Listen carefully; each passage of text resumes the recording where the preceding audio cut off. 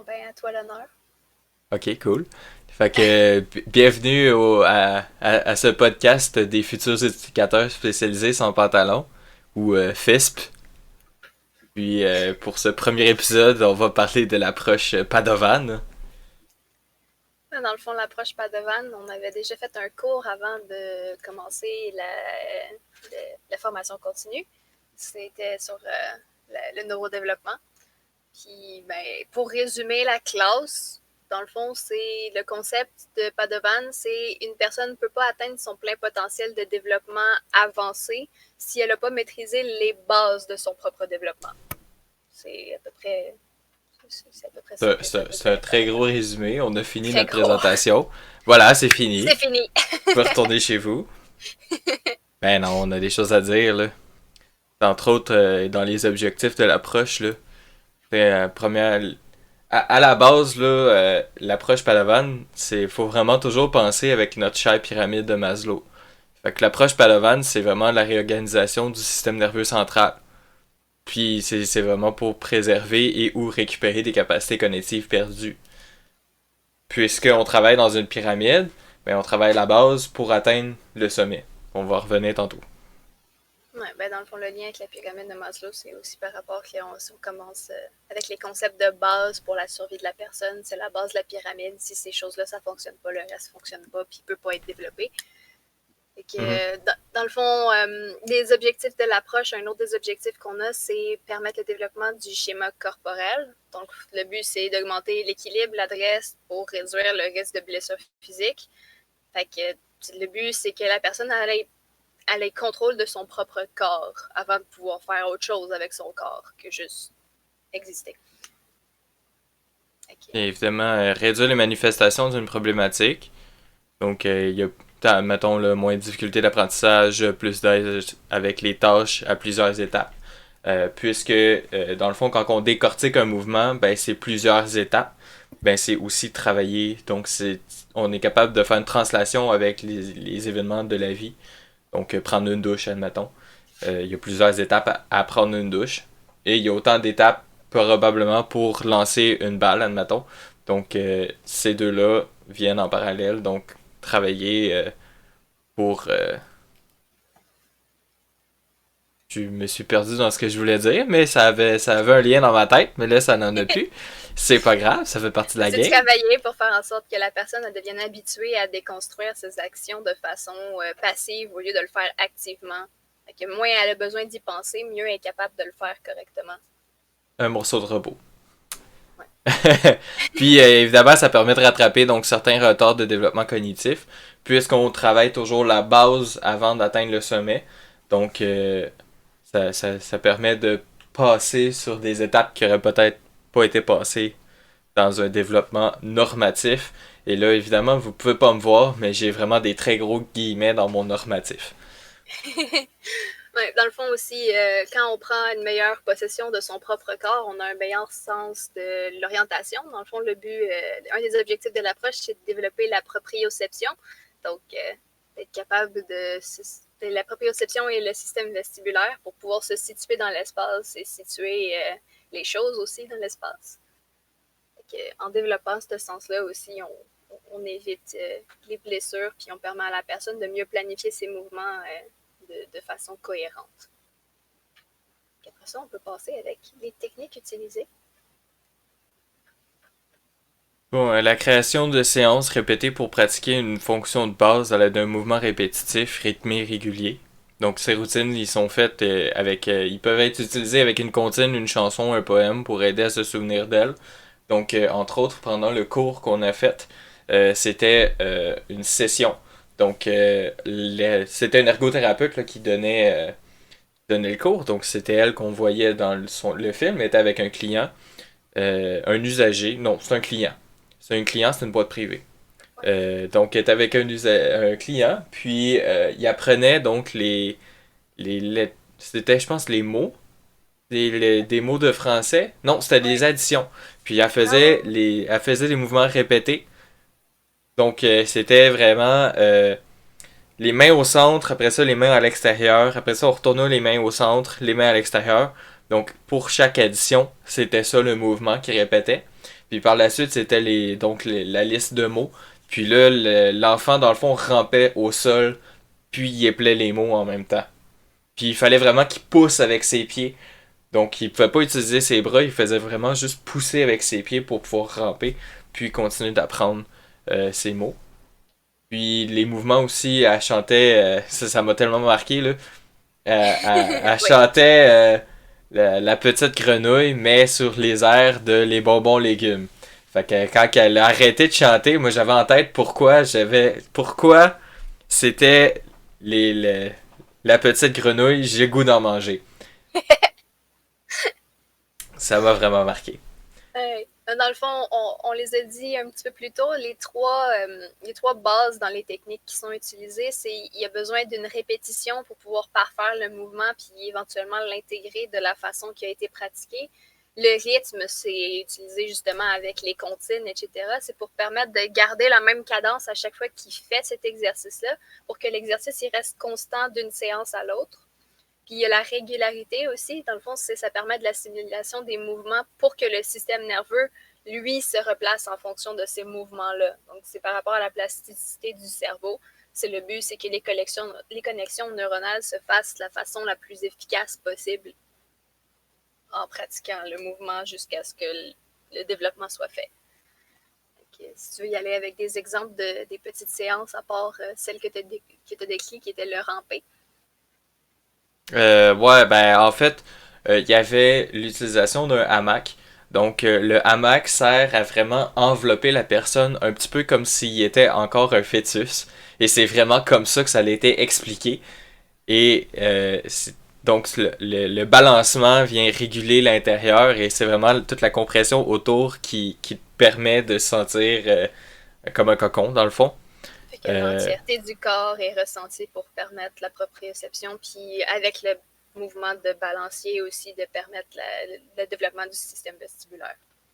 C'est ça. On a évidemment le roulé. Donc, comme un bébé peut faire donc au départ. Donc, c'est le premier mouvement, le premier déplacement qu'un bébé va faire. Donc, on tourne la tête avant de faire sur tout le corps, donc dans la même direction. Puis, on a le quatre pattes, donc se déplacer donc à quatre pattes. Ça fait partie, dans le fond, des mouvements qui peuvent être utilisés et répétés pendant la méthode Padawan.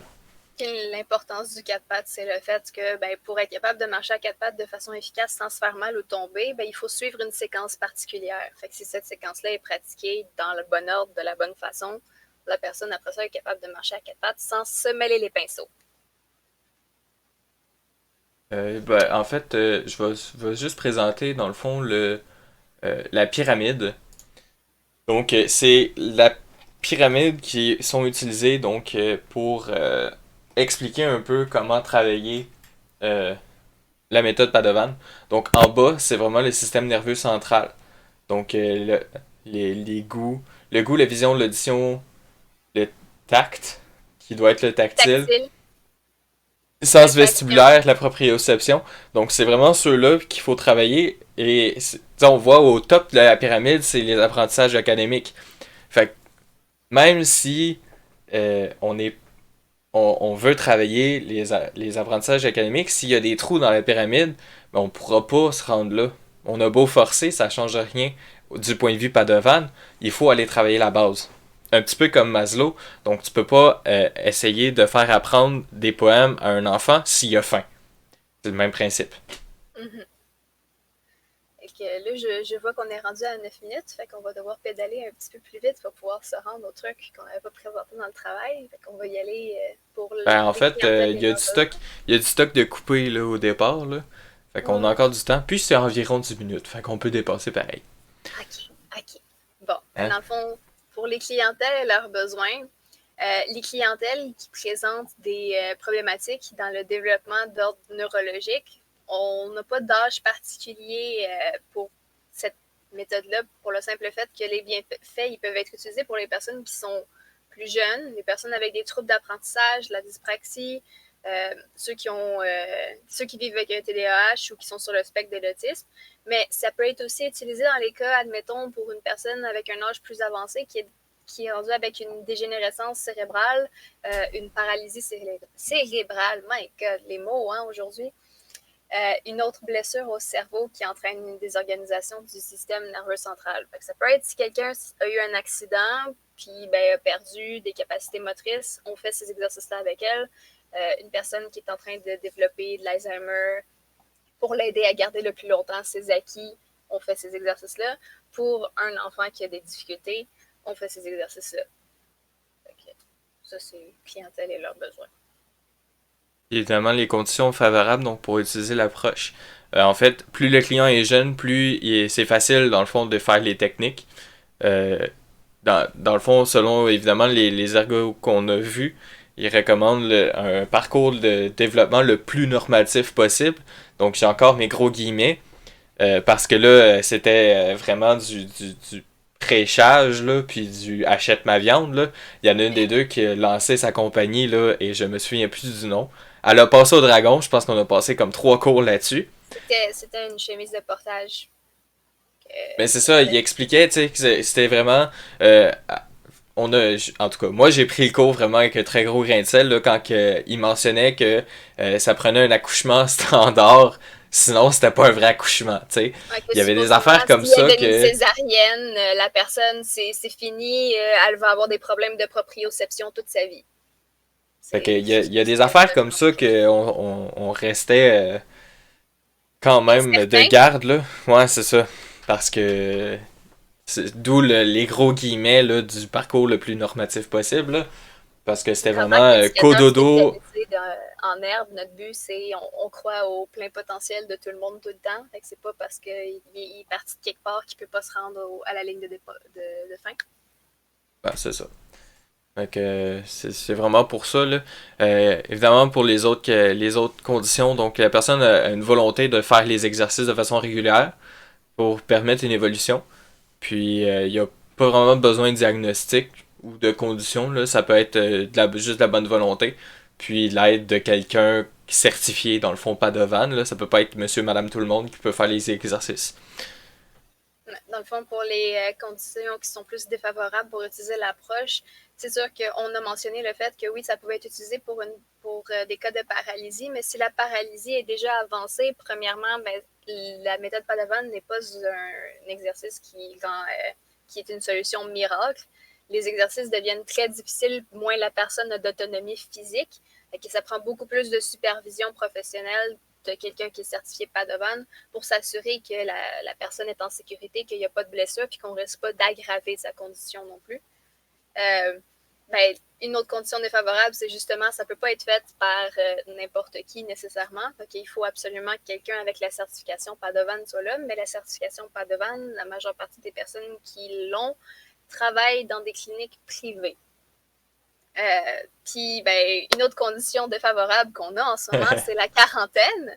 Parce que les exercices, ils nécessitent le fait qu'il y ait une proximité, un contact physique avec la personne pour bien montrer les mouvements.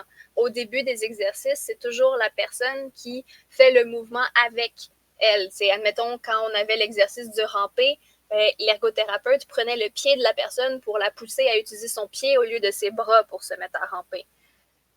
Puis, dans le cas où on est ici, le fait qu'il y a le risque de maladies contagieuses, d'être dans la bulle de quelqu'un d'autre, ça devient risqué pour faire ce genre d'exercice-là.